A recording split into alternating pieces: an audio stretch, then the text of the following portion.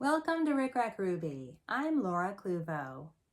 Today we will be making the second design in my Christmas ribbon collection. This angel features the Scottie Dog ribbon from Renaissance Ribbons. It's fun and easy, so let's get started. To make the charm square ribbon angel, we will start with a 25mm head bead. I've already made the face on the bead, and you can find the directions for the Rick Rack Ruby face in my Focus on Faces video. So I'm going to take two lengths of tulle. This is 6-inch wide tulle, and I'm probably cutting about 15-inch lengths, oh maybe 18. That's a little too long, but it'll work. And then I'll tie it off in the center with this 16th-inch wide ribbon, maybe 12 inches of ribbon. Just going to tie it off in the center with a square knot, and then send the ends through the hole in the bead from the bottom to the top. Both ends, there they are. Then I'm going to pull the tulle through the bead until I can see the top, and then I'll pull it back, squeeze out a little bit of glue, make sure the glue winds up on the back, and then pull it through again carefully, just until that top of the fold of the tulle is showing. Then I'm going to tie off the ends of this ribbon here, and this will become the hanging loop.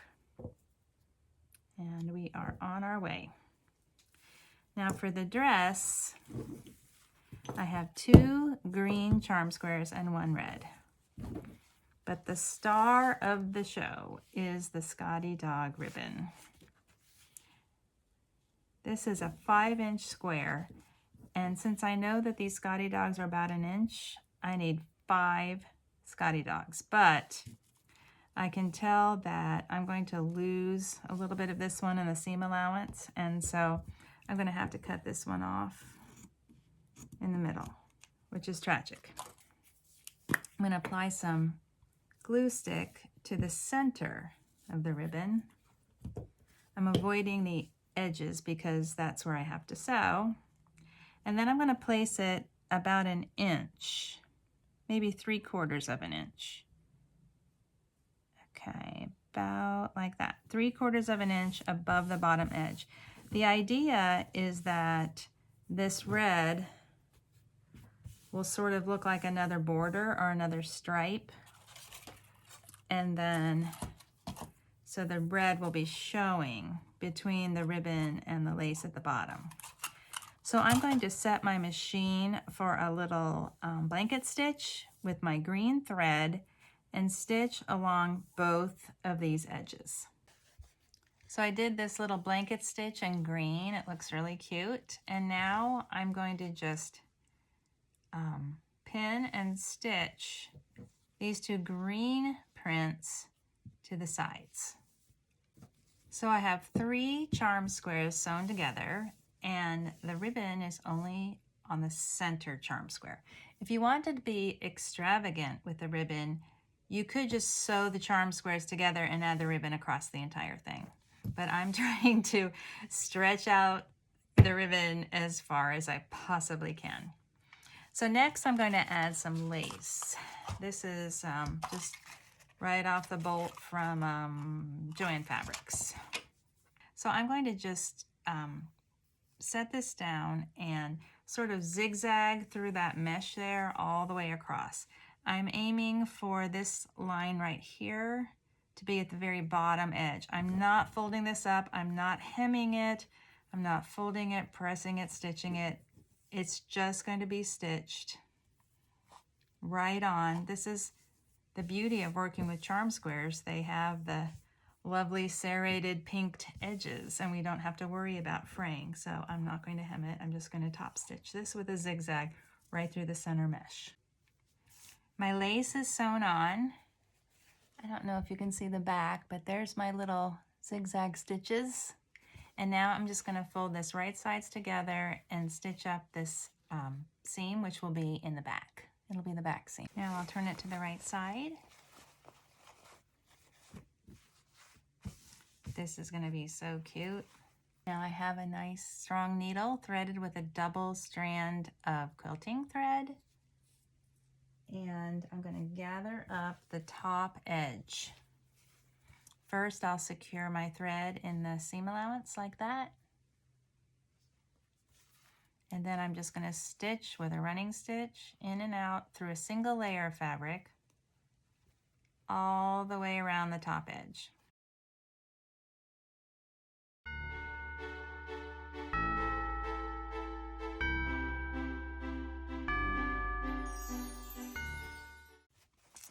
Great. Now I'll place this over her head.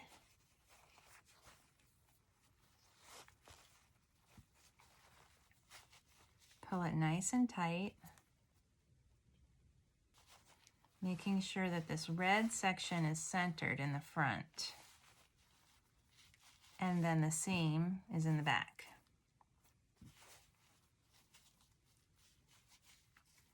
That looks good.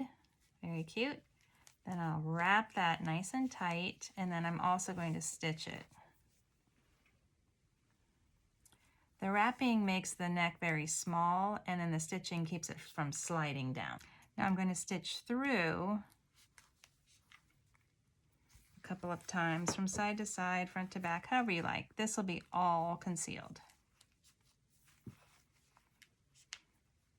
I'm also very careful not to get the hanging loop caught up in the stitches. That seems good. So I'll secure the thread on the back.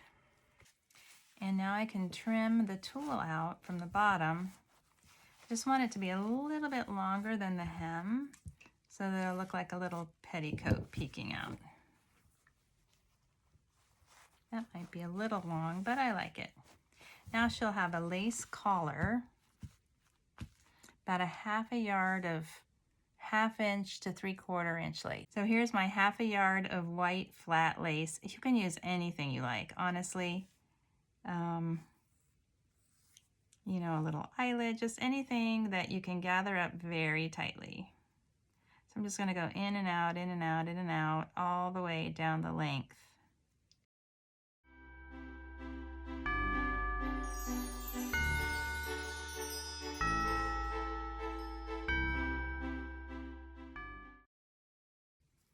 There we go.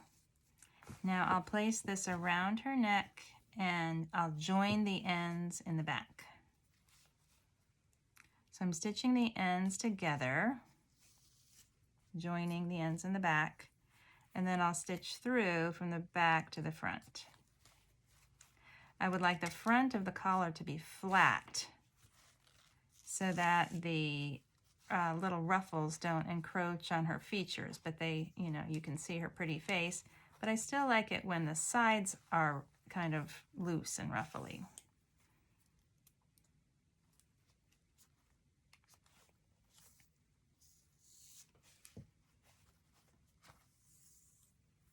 And then I'll secure this thread in the back.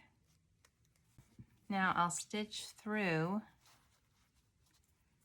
just below her chin, a tiny little stitch with this baker's twine.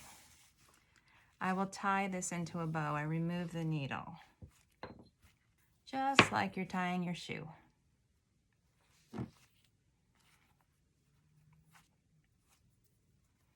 I would like the loops to end somewhere above the ribbon. And then I'm going to cut these a little bit longer.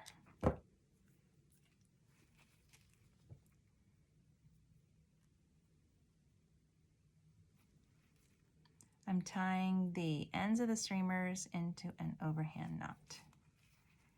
And then I have a tendency to over embellish, so you don't have to add this if you don't like, but this is a red ribbon, satin ribbon bow sticker from La Petites, and they're from Paper Studio. I've gotten them at Joanne Fabrics, at Michael's. I think they might even have them on Amazon. I added a little bit of hot glue to the back of this, and I'm gluing it over the baker's twine bow. So that will help to hold the bow securely and also add a little bit more color. Now for her hair. We're going to do the index card, Rick Rack Ruby's hair technique. I'm going to use two different kinds of yarn.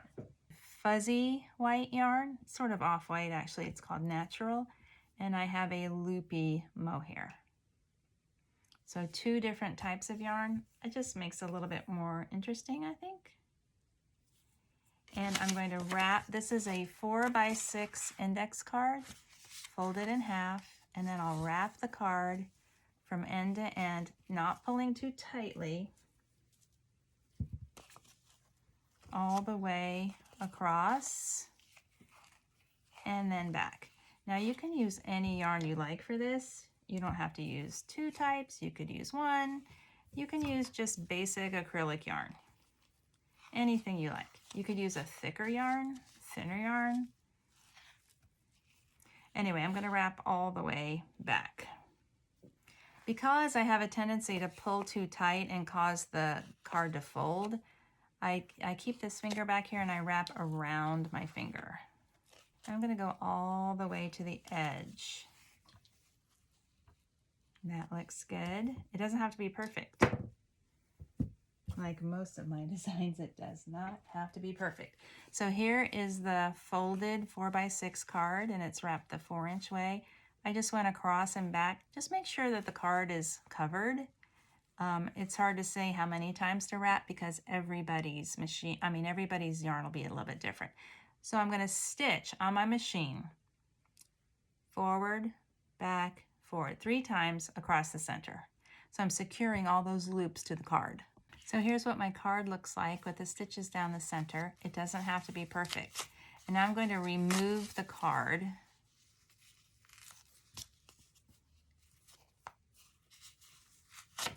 There we go.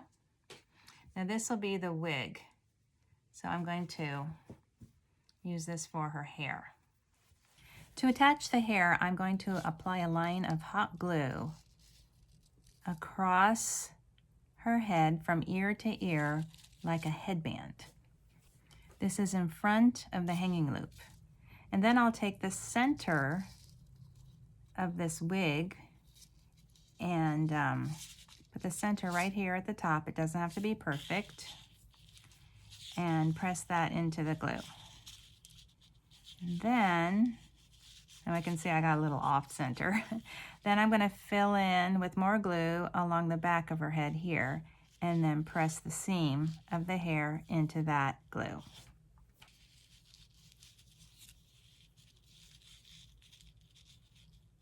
There we go. Then I'm going to draw the hair up and kind of look at her face and make sure that the hair is secure and it's not too far forward or too far back, but that I like the way that it's placed. So I'm drawing this hair up to the top, and I'm going to create a sort of a top knot style by wrapping with a double strand of quilting thread. I can see I got my bow caught in that. I don't know why, but I put a needle on it. I don't know. You don't have to. You can just work with the thread or even a stronger thread, but this is just convenient. So I'm tying it off, and I also like to take the needle and go sort of back and forth.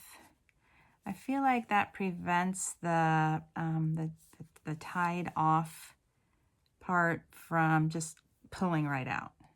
So that sort of secures it into the hair. That looks good. And then for the halo, I have 20 gauge gold wire, my trusty wire cutters. I'm going to cut off about 6 inches,